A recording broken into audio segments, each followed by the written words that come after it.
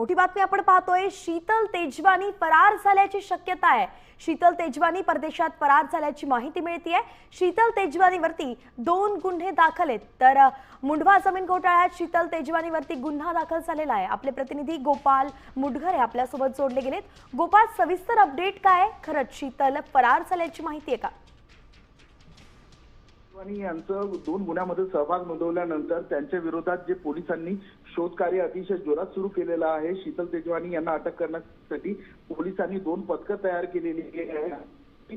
शीतल तेजवानी ही पोलिसांच्या हाती लागली नाही, पोलिसांची पथकं त्यांच्यापर्यंत पण गेली आहेत, मात्र शीतल तेजवानी त्या ठिकाणी आढळून आल्या नाही। त्यामुळे शीतल तेजवानी ह्या विदेशात पळून गेल्या का अशी एक शक्यता व्यक्त करण्यात येत आहे।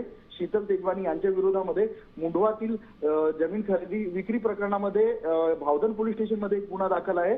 त्याचबरोबर पुण्यातील खडक पोलीस स्टेशनमध्ये देखील कृषी विभागाची जमीन विकल्याप्रकरणी गुन्हा दाखल आहे। अशा 2 गुन्ह्यामध्ये पोलीस जे आहेत ते शीतल तेजवानी याचा शोध घेत आहेत। धन्यवाद गोपाल सविस्तर अपडेटसाठी। तर शीतल तेजवानी जमीन घोटाळा प्रकरणाची मास्टर माइंड असल्याचं कळतंय आणि अखेर ती आता पळून गेलेली आहे, फरार झालेली आहे। परदेशात ती फरार झाल्याचं कळतंय।